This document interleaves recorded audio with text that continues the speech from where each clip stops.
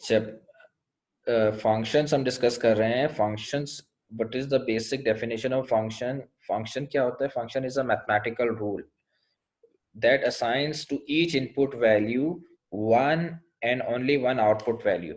For example, आप कह रहे हैं कि मेरे पास एक फंक्शन है y is equals to 3x plus 5, 3x plus 5.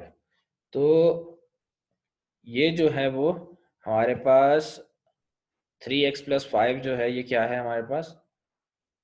ये एक फंक्शन है, एक मैथमेटिकल रूल है। मैथमेटिकल रूल का मतलब है कि हम यहाँ पे एक इनपुट वैल्यू दे रहे हैं 1, x की जगह मैं 1 पुट कर रहा हूँ, तो y की जगह एक ही आउटपुट आएगा। ऐसा नहीं है एक दफा 1 पुट करूँ तो ये 5 3 1 3 प्लस 5 8 आंसर आ रहा है, अगली दफा 1 पुट करूँ तो 9 आंसर आ रहा है। ईच एवरी इनपुट वैल्यू, हर इनपुट वैल्यू पे one and only one output value आपको मिलेगी। ठीक है, इसको हम कहते हैं फंक्शन। ठीक है, फंक्शन के अंदर क्या हो सकता है? क्या, तो ये y डिपेंडेंट वेरिएबल है और x राइट हैंड साइड पे जो वेरिएबल होता है वो डिपेंडेंट वेरिएबल होता है। तो x पे y डिपेंड कर रहा है, इसीलिए हम इसको फंक्शन ऑफ x भी कह सकते हैं। It is actually the function of its independent variable. y is a dependent variable which is the function of its independent variable. तो y बोलूं या f of x बोलूं, एक ही बात है। यहाँ तक आप लोगों को क्लियर है? इसके बाद हमारे पास हम देख रहे हैं कि हमारे पास फर्दर जो है वो ये रूल था जो मैंने बताया था। क्या पॉसिबल फंक्शन की डेफिनेशन में नहीं पॉसिबल होगा? फंक्शन की डेफिनेशन में ये पॉसिबल नहीं होगा कि आप जो है वो एक इनपुट पे एक आउटपुट आएगा, उसी इनपुट पे दोबारा अलग आउटपुट आए, ये फंक्शन में पॉसिबल नहीं है, नॉट पॉसिबल। अच्छा, क्या क्या पॉसिबिलिटीज हो सकती हैं फंक्शंस के अंदर? फंक्शंस के अंदर ये पॉसिबिलिटीज हो सकती हैं कि हमारे पास जो है वो,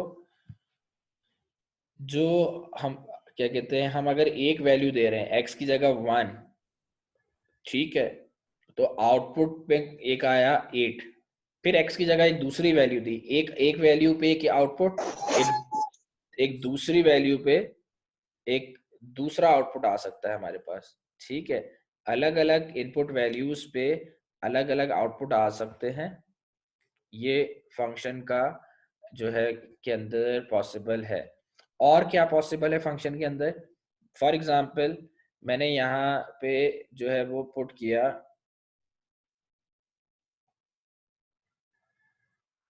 ठीक है, मैंने यहाँ पे पुट किया आपकी एक वैल्यू।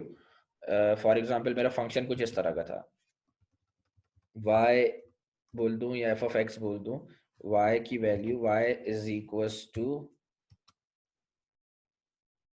एक्स स्क्वायर, x और ये 2 नहीं है, ये समझे स्क्वायर है, एक्स स्क्वायर। ठीक है, अब x की जगह अगर मैं 1 पुट करूंगा तो भी आउटपुट क्या आएगा? 1 ही आएगा। फॉर एग्जाम्पल x की जगह मैं 2 पुट करता हूं तो 2 का स्क्वायर 4, मेरे पास 4 आंसर आ रहा है। एक इनपुट पे एक आउटपुट आया, फिर x की जगह मैंने -2 पुट किया, -2 का स्क्वायर भी, -2 का स्क्वायर भी क्या होता है?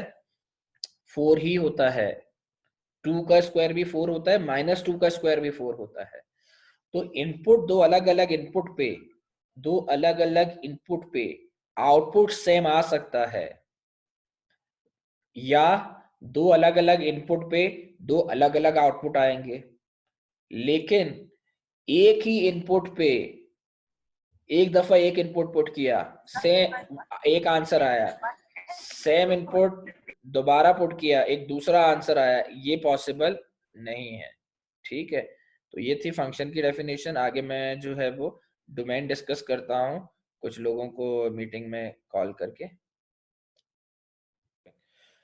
तो ये मैं आप लोगों को बता रहा था कि एक फंक्शन के अंदर एक इनपुट पे एक अलग आउटपुट आ सकता है, ये वन पॉसिबिलिटी है, और एक दूसरे इनपुट पे एक दूसरा आउटपुट आ सकता है, ये एक पॉसिबिलिटी पूरी हो गई।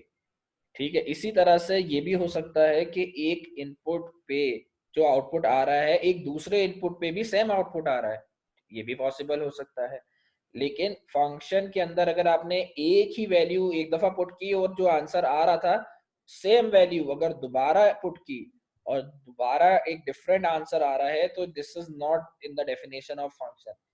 ये अंग्रेजी में लिखा हुआ है जो मैंने आपको समरी करके बताया है। फॉर एग्जाम्पल मैं एक दफा लिख रहा हूँ 2+2 कैलकुलेटर में। कैलकुलेटर एक मशीन है जिसके अंदर हम मुख्तलिफ फंक्शन यानी प्रोसेसेस, फंक्शन एक प्रोसेस होता है, को हम पुट करते हैं और इक्वल टू का बटन दबाते हैं तो रिजल्ट जनरेट होता है।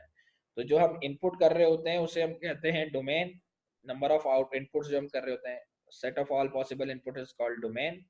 ठीक है, नीचे लिखा हुआ है सेट ऑफ इनपुट जो कर रहे हैं, set of all possible input values, x की जगह मैं जो भी पॉसिबल इनपुट वैल्यूज डालूंगा, फॉर एग्जांपल लिखा हुआ था 3x+5, थोड़ी देर के लिए समझे, तो जो भी पॉसिबल इनपुट वैल्यूज मैं यहाँ ऐड करूंगा 3x+5 वाले फंक्शन में, इसको मैं क्या कहूँगा, इनपुट, यहाँ इनपुट कर रहा हूँ। इसके अगेंस्ट ये पूरा फंक्शन है, ये प्रोसेस होगा फंक्शन और एक आउटपुट आएगा, ये तो number of input values is called domain. For example 1 put किया, 2 पुट किया, 3 पुट किया, तो all possible set of all possible input values is called domain. उन हर इनपुट वैल्यू के अगेंस्ट एक आउटपुट आएगा मेरे पास, तो set of all possible output values is called range. For example एक दफा 1 पुट किया तो 8 आंसर आया, 2 पुट किया तो एक और आंसर आ गया। इस तरह से मल्टीपल जितने भी आउटपुट्स हर इनपुट्स पे आ रहे हैं उन सबको अगर मैं एक प्लेटफॉर्म में जमा कर दूं, एक सेट बना लूं, तो set of all possible output values is called range. Function क्या, एक प्रोसेस है, ये देखो 3x+5 ये पूरा एक प्रोसेस है, इसको हम कहते हैं फंक्शन। इसकी डेफिनेशन मैंने बताई है कि एक इनपुट पे एक ही आउटपुट जनरेट करेगा, ऐसा नहीं है कि एक इनपुट पे दो आउटपुट जनरेट करे। फॉर एग्जांपल मैं कैलकुलेटर से आप जो है 2+2 का बटन दबा रहा हूँ और मेरे पास आंसर आ रहा है 4, ठीक है, तो ये फंक्शन की डेफिनेशन में ओके है। लेकिन अगली दफा अगर मैं 2+2 प्रेस करता हूँ आंसर आता है 5, तो ये जो है क्या है, माल फंक्शन है, माल फंक्शन। माल फंक्शन यानी एरर है, सिस्टम का एरर है, मशीन खराब हो गई है। ये एक ही इनपुट पे दो अलग अलग आउटपुट्स नहीं दे सकती मशीन।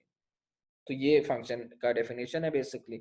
इससे पहले जो है, अच्छा ये थोड़ा सा डिस्कस कर लेते हैं फर्दर। ये सारी चीजें यहाँ बताई हुई हैं। देखो y को हम f ऑफ x भी कह सकते हैं, y is a function of x, note it is not y multiply by x, ठीक है, यानी कि y को मैं f ऑफ x भी कह सकता हूँ। x क्या होता है, ये सारी चीज अभी मैंने बताई। जो राइट हैंड साइड पे वेरिएबल होता है, लाजमी नहीं है, जनरल फॉर्म में x और y दो वेरिएबल होते हैं, आप इनको डिफरेंट वेरिएबल से भी रिप्रेजेंट कर सकते हैं। वैल्यू ऑफ मशीन लेफ्ट पे रख दिया, t टाइम राइट साइड पे रख दिया। तो जर्नली जो वेरिएबल राइट हैंड साइड पे होता है, हमारे केस में वो कौन सा था, अभी x था, तो जो भी वेरिएबल हमारे पास राइट हैंड साइड पे होगा, ये देखें यहाँ पे, उसको हम क्या कह रहे होते हैं, उसे हम कह रहे होते हैं इंडिपेंडेंट वेरिएबल। और जो लेफ्ट हैंड साइड पे होता है, जैसे हमारे केस में था y, ये देखें y, इसको हम कहते हैं डिपेंडेंट वेरिएबल। इसका मतलब है y की वैल्यू x की वैल्यू पे डिपेंड कर रही है, इसीलिए y अपने डिपेंड जिस पे डिपेंड कर रहा है उसका फंक्शन भी कहलाता है। तो y कहें या f ऑफ x कहें, एक ही बात है।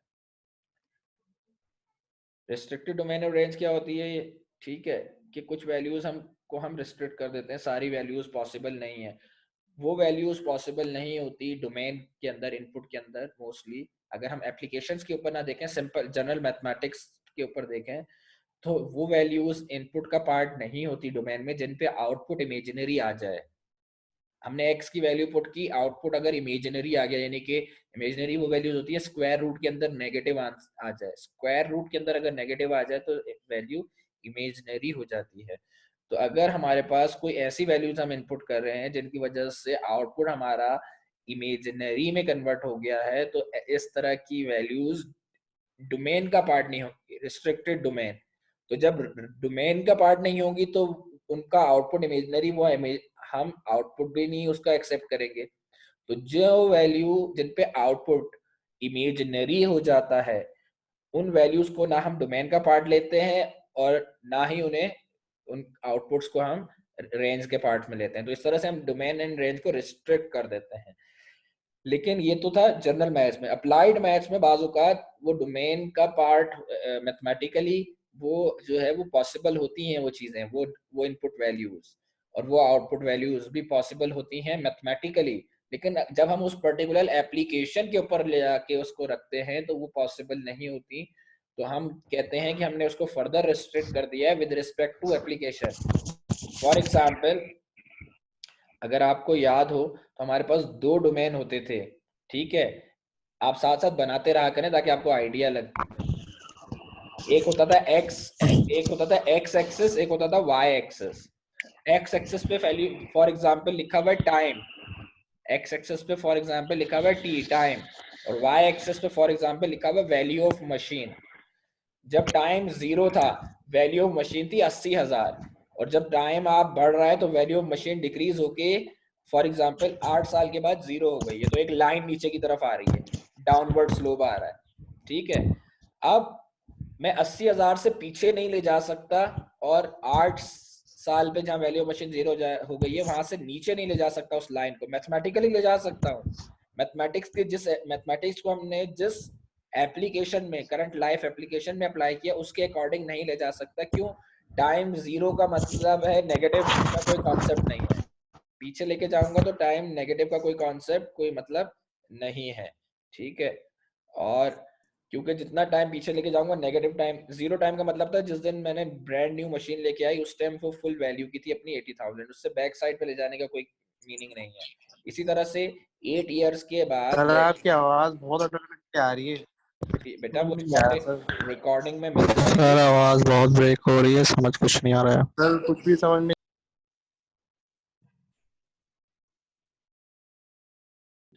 ठीक है, तो ये हमारा कॉन्सेप्ट था रिस्ट्रिक्टेड डोमेन और रेंज का जो मैंने आप लोगों को बताया कि अगर टाइम्स के रिस्पेक्ट से मैं बात करूं तो टाइम 8 से फर्दर अगर आगे लेके जाऊंगा तो 8 ईयर पे वैल्यू ऑफ मशीन 0 हो गई है। अगर फर्दर आगे लाइन को लेके जाता हूं तो 8 के बाद 9 ईयर पे वैल्यू ऑफ मशीन नेगेटिव हो गई है। तो कभी हम इस तरह से नहीं करते किसी को अपनी मशीन दें और उसे कहें कि -500 रुपए दे दो या -15 रुपए दे दो। तो नेगेटिव मीनिंग नहीं होती, वैल्यू नेगेटिव प्राइजेस का कोई मीनिंग नहीं होता। तो हम क्या करते हैं अपनी वैल्यू और इनपुट वैल्यूज को और जो है रिस्ट्रिक्ट कर देते हैं। उस जब इनपुट वैल्यूज को रिस्ट्रिक्ट करते हैं तो उसके साथ साथ हमारी आउटपुट वैल्यूज भी रिस्ट्रिक्ट होना शुरू हो जाती है। यहाँ तक क्लियर है? उसके बाद हम आगे चलते हैं। देखें, ये हमारे पास एक्सरसाइज 4.1 बर्डनिक की जो बुक है उसका क्वेश्चन है, ठीक है? उसके अंदर अगर आपके पास बुक्स अपनी साथ होनी चाहिए ऑनलाइन लेक्चर्स के दिनों में। ये पुरानी बुक है बेसिक मैथ्स की, तो ये आपके पास ऑलरेडी जो है वो आपके पास अवेलेबल है, ठीक है? तो बर्डनिक की बुक का एक्सरसाइज 4.1 के क्वेश्चन नंबर 1 है ये हमारे पास। आप वहां से बुक से क्वेश्चंस भी देख सकते हैं और साथ साथ जो है अपने पास एक रजिस्टर मेंटेन कर लें जिसमें आप इसको नोट डाउन भी करते रहें। तो ये फंक्शन ऑफ एक्स कह रहा है, एफ ऑफ एक्स, एक्स का फंक्शन है क्योंकि एक्स पे डिपेंड कर रहा है, is equal to 5x minus 10।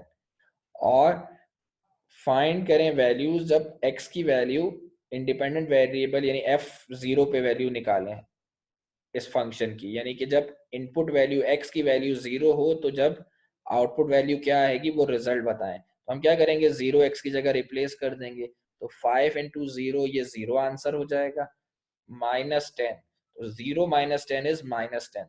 तो what is the value of function when x is equals to 0? The value of function is -10। ये आंसर हो गया, ठीक है? इसी तरह से उसने इसी क्वेश्चन को कहा है, इसी फंक्शन को अब x की वैल्यू -2 के लिए सॉल्व करें। तो फंक्शन की वैल्यू फाइंड आउट करें जब x की वैल्यू -2 है। तो आप x की जगह यहाँ पे भी -2 पुट कर रहे हैं लेफ्ट हैंड साइड पे, तो राइट हैंड साइड पे भी -2 पुट कर देंगे। तो -2 जब 5 से मल्टीप्लाई होगा तो ये हो जाएगा -10 और ये भी हो जाएगा -10, -10 और -10 मिलके -20 आपका आंसर आ जाएगा। अब सेम क्वेश्चन उसने कहा है सॉल्व करें जब x की वैल्यू यानी कि इंडिपेंडेंट वेरिएबल की वैल्यू a प्लस बी हो गई है। तो आप हर जगह x की जगह a प्लस बी पुट कर लें तो आपके पास फंक्शन यानी कि y की वैल्यू आ जाएगी कि y की वैल्यू आउटपुट वैल्यू क्या है।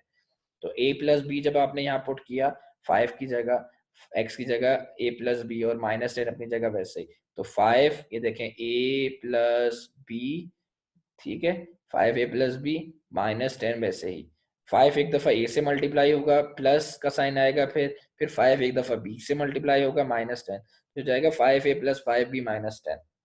क्लियर है? तो इस तरह से हम मुख्तलिफ आप क्वेश्चन देख लें वो आप सॉल्व कर सकते हैं। कहाँ जाके आपको प्रॉब्लम आएगी? वहां जाके प्रॉब्लम आएगी जहां वेरिएबल हमारे पास स्क्वायर रूट्स हमारे पास अंडर रूट में होंगे, ठीक है, तो वहां हम डोमेन और रेंज के इश्यूज को देखेंगे। फिलहाल हमें डोमेन और रेंज का इशू नहीं देखना, वो हम फ्यूचर में आके डिस्कस करेंगे, या हमने जो है वो बेसिक मैथ्स के कॉन्सेप्ट्स में ये सारी चीजें ऑलरेडी डिस्कस की हुई हैं, ठीक है। तो ये आप देख लें, इस तरह के क्वेश्चंस हम कर रहे होते थे जिसमें हम रिस्ट्रिक्टेड डोमेन और रेंज बना रहे होते थे बेसिक मैथ्स में। क्वांटिटी, जी जी बिल्कुल, quantity is the function of price, ठीक है। जब आप प्राइस 0 रख रही हैं तो क्वांटिटी और सेल कितनी हो रही है? 2,80,000, और हर एक यूनिट के बढ़ने से 35 यूनिट की सेल आपकी कम हो जाती है। तो आपको याद होगा कि हम मिनिमम मैक्सिमम, ये मैंने फाइनल में एग्जाम में पेपर में भी दिए थे, आप मिनिमम मैक्सिमम निकालते थे कि हम प्राइस की मिनिमम क्या होगा, प्राइस मिनिमम 0 होता है, ये देखें price minimum 0, maximum price find करनी होती है हमें। क्वांटिटी मिनिमम क्या हो सकती है? क्वांटिटी कोई नहीं खरीद रहा, हमारी 0, सेल रुक गई है, डिमांड खत्म हो गई है मार्केट। और क्वांटिटी मैक्सिमम, जब प्राइस 0 रख रहे थे तो क्वांटिटी की डिमांड मैक्सिमम थी 2,80,000, क्योंकि फ्री की प्रोडक्ट है तो हर कोई चाह रहा है